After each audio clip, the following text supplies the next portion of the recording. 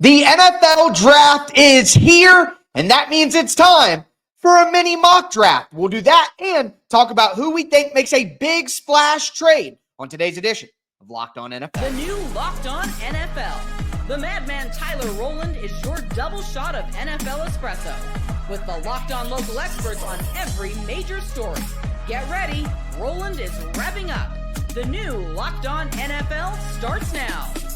Locked On Podcast Network. Your team every day. Football fans, welcome in to the Locked On NFL podcast, bringing you a double dose of the NFL's biggest stories with help from our local experts that know your favorite teams like no one else. I am your host, the madman, Tyler Rowland, joined today by Locked On NFL expert, the data queen, Michelle Majuk. On today's episode, we're going to talk about some teams that can make a big splash trade on Thursday night, but we're going to start with a little mini mock draft to talk about some of the big decisions at the top of the draft. Before we dive in, I do want to thank you for making Locked On NFL your first listen and for being an everydayer here with us at the Locked On Podcast Network, where it's your team every day. Today's episode is brought to you by LinkedIn Jobs. LinkedIn Jobs helps you find qualified candidates you want to talk to faster. Post your job for free at linkedin.com/LockedOnNFL. Terms and conditions apply. Michelle, the draft is finally here. At the top of the draft, I don't think that there is very much drama at this point in time. Cam Ward is going to the Tennessee Titans, #1 overall. And to save everyone the drama, I'll take the odd picks for us here. And with the #1 pick, I'll give Cam Ward to the Titans, a guy who could be a franchise quarterback for them, a guy who maybe isn't the bona fide #1 pick that you would see most years, but with the route that he's taken, what he has on tape, and who he is off the field and in the locker room, I think it's a smart move for the Titans to take Cam Ward at quarterback. So no shock there. That's where I'm going at 1. I mean, yeah, they really don't have an option. Maybe you can say that having the #1 overall pick in this draft is not ideal because Cam Ward's not like that home run #1 overall pick quarterback, but you can't go with Will Levis, right? He hasn't been nearly good enough. Their offense has been a disaster. You got to try it out with Cam Ward, who has a big enough arm, who has the skill set. He just has to put it all together. So I like, obviously that has to be the pick, right? I mean, that's pretty much set in stone. #2 for the Browns, I'm going with Travis Hunter. They get themselves a great playmaker on both sides of the ball out of Colorado, both cornerback and wide receiver. It seems like the Browns are heavily connected to him. And honestly, like, it kind of stinks that the Titans can't take Travis Hunter because he's definitely the most intriguing prospect in this class. And you can get 2 great players basically out of 1 if he does play both sides of the ball, which he says he will do, or he would rather not play. So I think Travis Hunter just makes too much sense here for the Browns. They need target help on offense, and then they need corner help also on defense. So this would be a great pick by the Browns. And Andrew Berry, the general manager, has just been gushing about Travis Hunter in recent days. And I think to a point, these guys don't want to overplay their hand, but at the same time, they do want to start to create the relationship. And if you've told a guy behind closed doors, like, we're taking you if you're there, and then you don't kind of speak at least politely about him in the media, I just think they can kind of tell us at the top. I agree with you. One thing I will say is Travis Hunter is definitely the #1 player on the board, but the last 3 quarterbacks that were bona fide #1 quarterbacks, Andrew Luck, Trevor Lawrence, Joe Burrow, those guys. Well, Burrow's missed the playoffs 2 years in a row. He's great, though. I mean, I say it. Trevor Lawrence, what is he accomplishing? Andrew Luck left early before he could do anything. So maybe you don't want the bona fide #1 quarterback. Maybe it's safer without, but I love the Travis Hunter pick. At 3, I'll go quick. I'm taking Abdul Carter. He's clearly the best player left. You can't take Ashton Jeanty there after getting rid of Saquon Barkley. I just don't think that's the right move. Just take Abdul Carter, and we'll move to the more interesting picks. And that's the New England Patriots at 4. So what are you looking at for the New England Patriots here? See, I was hoping that Abdul Carter would fall to the Patriots because of how bad they were. Sacks last year, the fewest in the league at 28. They desperately need pass rushing help. They desperately need a lot of help. I actually, if I was the Giants, I would have went with right tackle or Membu, but that's just me. But with the Patriots, now that you took Abdul Carter, I will transition. I will have them taking a tackle. I'll have them going with Will Campbell out of LSU. I think he is the best left tackle in this draft class. He'll instantly help them on the offensive line. They need so much help on defensive line, offensive line, and wide receiver. And Drake May desperately does need better wide receivers to pass to, but without a better protection, it's not really going to matter for Drake May, right? So they just allowed way too many sacks last year, way too much pressure. They need to add to this offensive line. They had a 52.3 PFF team pass block grade last year. That was the second worst in the NFL. So I'm going to go with Will Campbell to shore up that offensive line for them. Yeah, it makes sense. Try And to Mike, do it. right, whatever it happens to be. But Mike Vrabel's looking to set the culture here. He's talked about that. Will Campbell has been very vocal in recent days about how he's a left tackle despite arm length concerns and all of that. I would say that Mike Vrabel's last first-round pick with the Titans was Peter Skoronski. Some people in the Titans community believe that Mike Vrabel was the one who wanted Skoronski, and former GM Rand Carthon wanted Zay Flowers at the pick. So if that's true, Will Campbell, very similar player to Peter Skoronski in college. Maybe Will Campbell a little bit better of a prospect. That's a debate for a different day, but I'm with you there. At 5 is where things get interesting because I think the chalk pick to the Jaguars has been defensive tackle out of Michigan, Mason Graham. That's been the heavy favorite to go there for quite some time. But in recent days, all the conversation has been about an offensive player, they want a playmaker, they want touchdowns. And then you hear people say, Liam Cohen, James Gladstone, build through the trenches. They might go offensive line. So I think there's a lot of different things that the Jags can do. And I think there's a reason that there's so much coming out because they would love someone to trade up. I think Jacksonville would love for someone to trade up so they could slide back, maybe take a wide receiver or one of those tight ends, still get an offensive playmaker since they have good stuff on their roster and they can afford to do it, but also get some extra picks. I think that's what they ultimately want to do, which is why it's been all over the map in recent days. But I don't ultimately see someone coming up the board. I just continue to say in this draft that doesn't have a lot of pop. A lot of people say this isn't, the most fun draft. There isn't the big names like last year and all of that. I think the recent, last hours, all the big NFL news breakers are tweeting, we're hearing that the Browns and the Giants are receiving trade offers. They're trying to drum up interest in a draft that maybe doesn't have a ton of buzz right now. I don't buy it for a second. I don't think people are going to trade assets to move up in a draft class that isn't that great, even for a great player like Jeanty. So I think the Jaguars stick and pick, and I think they just take Ashton Jeanty. Liam Cohen ran the football with a ton of running backs in Tampa Bay. So that's what I'm going to do at pick number 5. And I know that your reaction says a lot over there. Yeah, I think maybe we should have gone through this mock draft beforehand because everyone that I have picked, you're taking before me. So yeah, for the Raiders, I was definitely going to go Ashton Jeanty. But a good realistic view of the draft. That's how it can go. Yeah, it's real annoying. I think for the Jaguars, it would be really ridiculous of them not to take a defensive tackle, especially when the best one's on the board of Mason Graham and how good he is and how bad the Jaguars were at stopping the run, stopping the pass, how they lost their defensive tackle, Jeremiah Ledbetter, who played 441 defensive snaps last year and had the highest defensive grade among Jaguars defensive tackles, and the rest just stink. So I do think they have to go defense, and taking a running back seems like such a luxury pick that would be crazy. Yeah. Okay, but listen, here's my argument. My argument is you have 2 good edge rushers. You have a number 1 wide receiver. You just paid a left tackle when you have a young right tackle. You have the quarterback position. You have a young number 1 cornerback. I feel like they have enough at good positions that they are a team that can kind of go luxury. And here is what else I would say. I think this draft class is really strong in the interior defensive line in the 2nd round. So you can get a guy like Darius Alexander if Derek Harmon falls because of the injury concerns that have been coming out at him recent days, or a guy like TJ Sanders out of South Carolina, or even an Omar Norman Lott out of Tennessee if you want a pass rusher. I think there's good value in defensive tackle early on day 2 where Jacksonville has a high pick as well. So I would go Jeanty, and then I can get interior defensive line at the top of round 2. All right. That's fair. I'm just annoyed. Fair enough. But All listen, right. I'm just annoyed, Tyler. I know that I put you in a tough spot here with the Raiders coming up at 6. We're going to see how Michelle rebounds here. Players going off the board she likes. How does she rebound? We will see. It's NFL draft day, folks. Today's episode is brought to you by Monarch Money.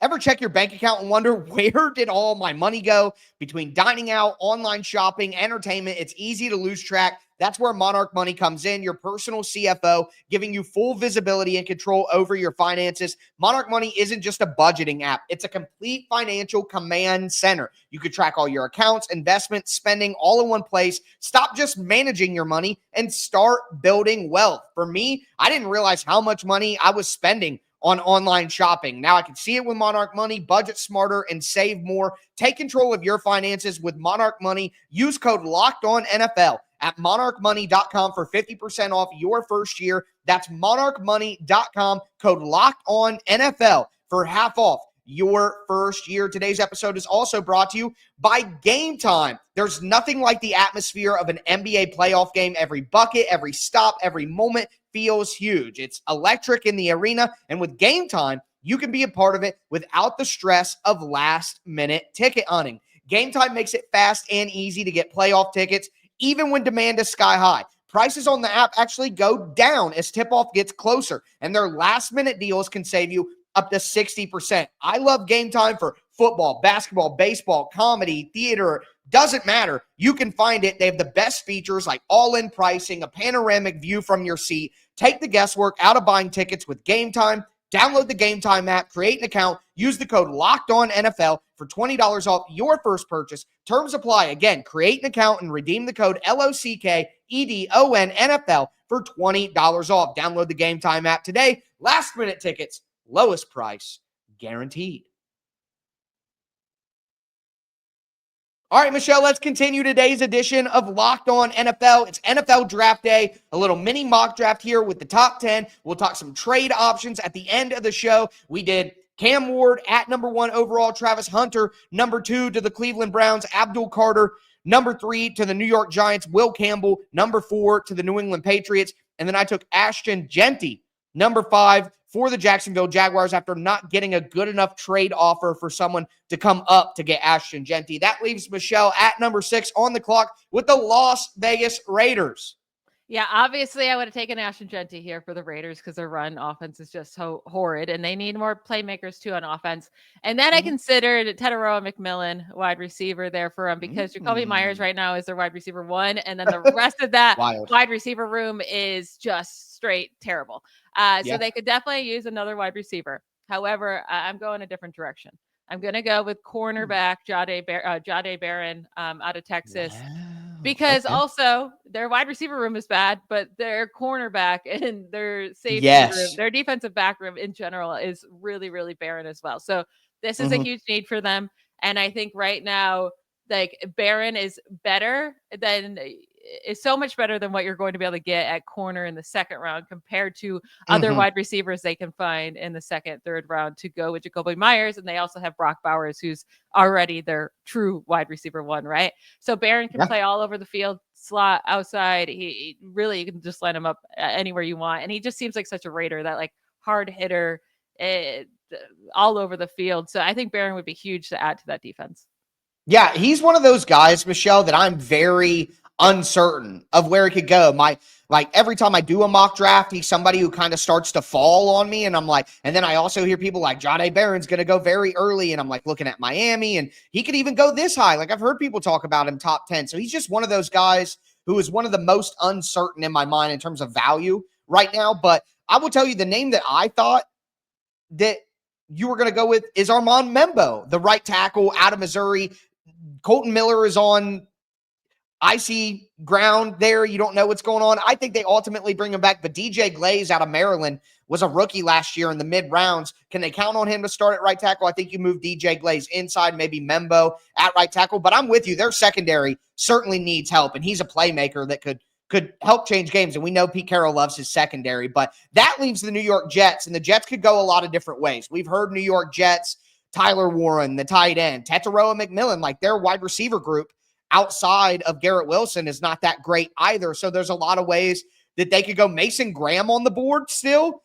That could be a likely option for the Jets. I could certainly see them doing that. But I am going to go with my guy, Armand Membo. I think the Jets have had offensive line upheaval for a few years. Now you get Elijah Vera Tucker in there with your first-round pick last year, Olo Fashanu out of Penn State, who's a left tackle and had good moments at the end of the season when he got on the field. You put Membu in there. You have him at right tackle. Worst case, he can be a good guard for you. But I'm going to take the offensive lineman out of Missouri, Armand Membu, at number 7 for the New York Jets. I like that. I would have personally taken probably Tyler Warren because they need another receiving option, but Membu is probably the much more stable, reasonable pick, right, to help them actually build up. I'm a trenches guy. Yeah, I'm a trenches guy, Michelle. I always will be. Old school. I like it. Now, the Panthers, if this is how the draft goes, they're going to be sprinting up their card because they're going to be so excited to get defensive tackle Mason Graham. The best defensive tackle in the league, the second best defensive lineman or in the league and in this draft class, second best defensive lineman in this draft class as well. And they desperately need help on their defensive line. Well, actually all over their defense. I was intrigued to maybe take a wide receiver for Bryce Young, but I'm not going to do that. The Panthers allowed the most points per game in the league last year at 31.4. They allowed the most yards per play, the most total yards per game, most rushing yards per game. They allowed actually 38 more rushing yards per game than any other team. So Mason Graham, plug up that middle, help him out. Their 179.8 rushing yards per game is the most in a single season by any team since 1990. 1990. Wow. That is 35 years ago. Impressively terrible. All right, I'm with you there. I get the logic.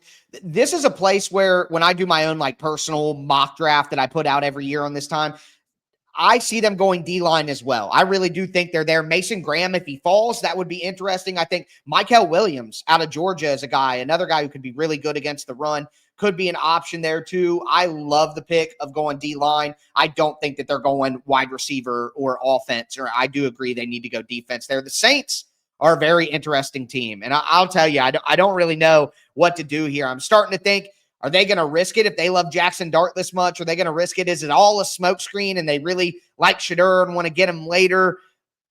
I just continue to go to offensive line. And Ryan Ramczyk retires. We just hear before we started the podcast that Trevor Penning, they're not picking up his 5th-year option.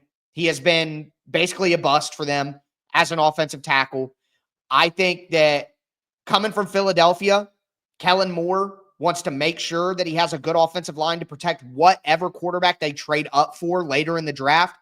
I'm going to go with Kelvin Banks out of Texas.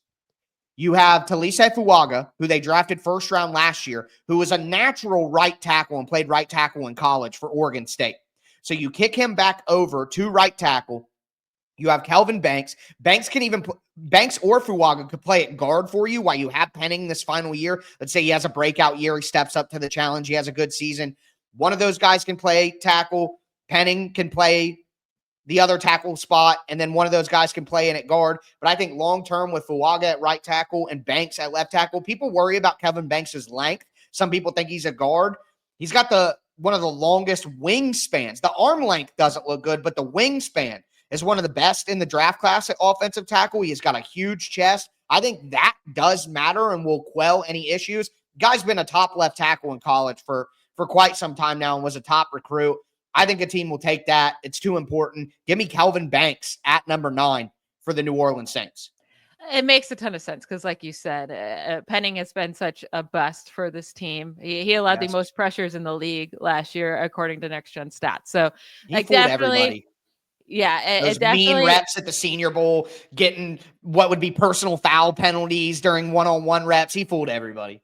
Yeah, definitely a need there. I would have went Shedeur Sanders just because if Derek Carr is truly going to be out for the year, like they have to find their next quarterback. But they definitely do need tackle. And then with the Bears here, this is not probably where they want to be sitting, right? 3 tackles off the board. So, if they do want to upgrade Braxton Jones, probably not going to happen here. You don't want to really try to reach on the 4th best tackle in the league. Ashton Jeanty doesn't fall to them. I think it's too early to take Omarion Hampton, the second best running back in this class. So then I'm going to go to defensive line instead because they have only 90 defensive sacks over the last 3 seasons. It's the fewest in the NFL. And no player on the Bears had 6+ sacks last year. There are only 1 of 4 such teams not to have a player like that. Montez Sweat led the Bears with just 5.5 sacks last season. They desperately need more help there.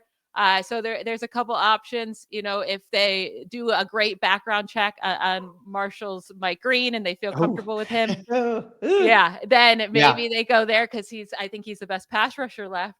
If not, then Jalen Walker, edge from Georgia, a good pass rusher, good against the run. He can help them all over. So Jalen Walker makes more sense with the background of Mike Green, but I could see them going either of those two guys. No, I'm 100% with you. And it's just rumors, it's whispers, it's that time of year, it's line season, but we are hearing some scuttlebutt that the Giants have been getting calls from the Bears to come up to 3, and it's not for Jeanty, it's for Abdul Carter. I think we're going to be such a run on defensive line and the defensive line and offensive line. If everybody's similar and there's not blue chip talent and it's just starters, not stars, then take the trenches. That's where the value is. I think we're going to see 8 to 9 offensive linemen. I think we're going to see 6 to 7, probably 8 defensive linemen. I think it's going to be a heavy trenches first round. I love that pick of Jalen Walker for the Bears. I also think a guy that I just really think is going to go high in this draft, Michael Williams, would be another option there. At the same, both edge rushers, those would be my top 2 left on the board right now. But that's the top 10. Just as another refresher here, Cam Ward to the Titans, Travis Hunter to the Browns, Abdul Carter to the Giants, Will Campbell to the Patriots, Ashton Jeanty to the Jaguars, Jahdae Barron to the Raiders, Armand Membo to the Jets, Mason Graham to the Panthers, Kelvin Banks Jr. to the Saints, and Jalen Walker to the Bears. But there will be some trades in the NFL draft this year, and we're going to tell you who we think makes the move. Do want to let you guys know that today's episode is brought to you by LinkedIn Jobs. Look, as a small business owner, your work doesn't end when the clock hits 5. Your business is always on your mind, which means when it's time to hire, you need a partner that works just as hard as you do. And that's where LinkedIn Jobs comes in. When you clock out, LinkedIn clocks in. LinkedIn makes it easy to post your job for free, share it with your network, and get qualified candidates all in one place. Post your job. It's LinkedIn's new feature that can help you write job descriptions and then quickly get your job in front of the right people with deep candidate insights. And here's a pro tip. If you add the hashtag hiring frame to your profile picture, you can double your reach to qualified candidates. No wonder 72% of small businesses say LinkedIn helps them find high quality hires. So post your job for free at linkedin.com/LockedOnNFL. That's linkedin.com/LockedOnNFL to post your job for free. Terms and conditions do apply. All right, Michelle, let's cap off today's edition of Locked On NFL. We've done our top 10 mini mock draft ready to go. But now I want to talk about some stuff outside of that. Teams that can make trades, who we think might go up the board. And to start, the team that I am looking at the most is the Bears. The Bears are a team that I think, like the Jaguars, like a couple of teams up at the top, their roster is better than some of the others that are around them. Their roster is in better shape. So if there's any team that could talk themselves into, hey, our roster is good enough right now for us to maybe sacrifice a pick, I also think trades are going to be cheaper this year because all the teams know that the value isn't super high. I think the Bears are a team that could go up to 3, that could go up to 5. I think the Bears see themselves in a good enough place, maybe even go up to 8 to get Tyler Warren in front of the Saints, who have reportedly been interested in Tyler Warren. Like, I think the Bears are a team that if there's a trade in the top 10, the Bears are the team to look at. I mean, they definitely, I wouldn't mind if they moved up for either Abdul Carter or Ashton Jeanty. It seems crazy to say spend even more draft capital than the overall on a running back, but I do think the Bears are in that position where if they get a special talent like that at running back, it could really just take them over the top and help them get that much better. I have a different team from the NFC North making a trade up, and it's the Green Bay Packers. And it would be very unlike them because they never take wide receivers in the first round. But I think we just went through our top 10, right? And Tedorova and McMillan did not go. And I think a lot of people would be eyeing the Cowboys as a potential place where they would take a wide receiver, or Miami or Indy. Like a run of teams there could use him. So maybe they trade down. The 49ers have so many needs right now. They could trade down, get extra picks, even though they already have a lot. But trade down with a team like that in that range. and they finally get Jordan Love, a true wide receiver one, and McMillan, a big-bodied guy that he can rely on, give him 140 targets, be his Mike Evans or T. Higgins type of guy. I would love that for the Packers, and I think they should do it. Yeah, I think it would be very interesting, and they need, I mean, Josh Jacobs said it this offseason. We need a true number one wide receiver. I think Tetairoa McMillan would be the guy that they would try to move up and get. And you talked about the teams that could take him before that. We're hearing that the Cowboys like Matthew Golden. Is that real? Is that fake? If it's real, we could see Golden go off the board. The odds have kind of shifted here to Golden. People are really trying to knock Tetairoa McMillan's love for football. Like, that is really getting hammered right now in the news cycle in the last 24 hours. That teams don't like his, attitude. He doesn't care about the game. He doesn't work hard enough. And that clip of him saying that he never watches football, he doesn't watch film. Well, is that a big concern? Does it mean more? I think all that is really on fire right now because there's a team that wants him to fall. And I don't know if it's this team, although I could see it, but the Denver Broncos seem like a squirrely team that if Jeanty were to fall to pick 11 or something like that, if McMillan were to fall, one of the tight ends, Colston Loveland is a guy that is hard, like Jahdae Barron. I see Colston Loveland. Hey, he might go ahead of Warren. He might go top 10. They could take him here. They could take him there. He's number 12. I just don't know about that. I feel more likely he goes in the early 20s, but that could be a guy that Denver wants a cup. They get Evan Ingram, so maybe not, but when are those running backs going to go? Denver just seems like a team that, again, their roster is good enough that they could potentially make some sort of move.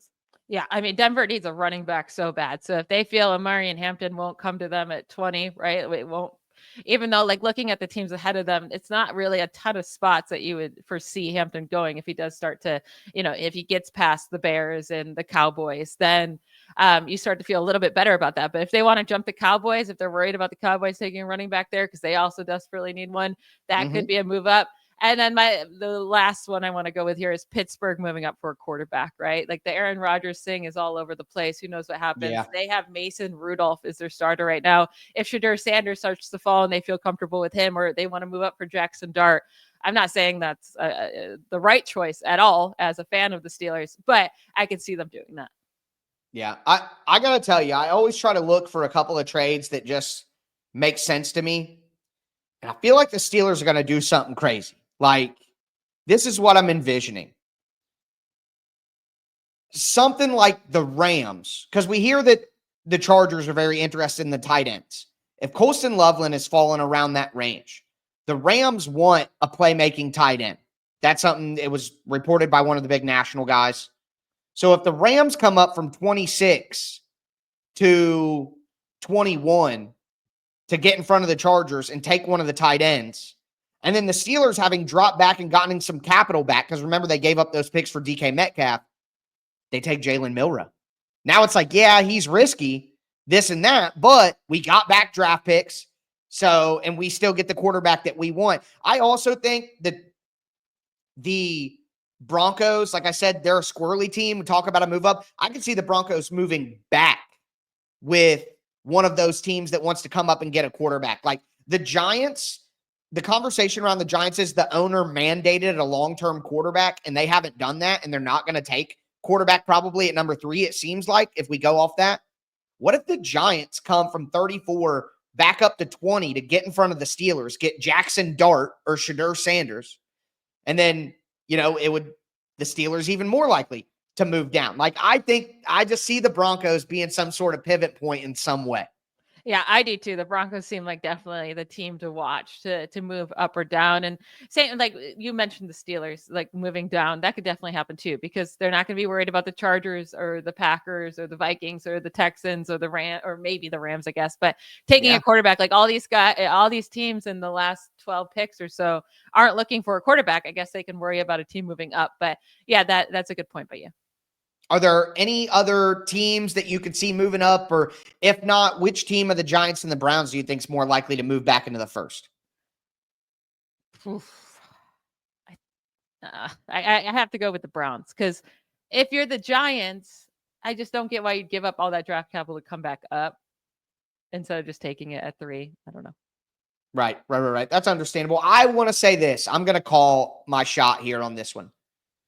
The Chiefs trade up in front of the Texans with the Vikings are desperate to move back. They only have 4 picks. Yeah. I think they would take a 3rd round pick. Just give us an extra 3rd and move up 5 spots. Get in front of Houston. I think Houston wants Josh Simmons from Ohio State, the offensive tackle. Get in front, and Kansas City gets a left tackle. That's my shot call is Minnesota and Kansas City make a The trade. Chiefs move in front of the Chargers, their divisional rival, and steal Tyler Warren or Colston Loveland to be Travis Kelce's replacement. That would be nasty. 2 trades up in the first round, 2 years for Kansas City getting offensive weapons. That is the type of stuff that people love. But with that being said, hope you guys love the draft. That is our draft day preview.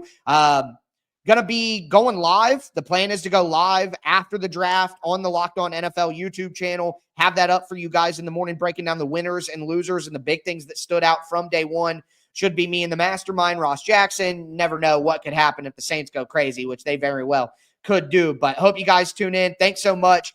Enjoy the draft. Best time of year. Christmas has finally arrived. But that's going to do it for us today. I am your host, the Madman, Tyler Rowland, for my co-host, the Data Queen, Michelle Majuk, as we tell you every single episode. Thanks for tuning in. Stay safe out there. Bye, y'all.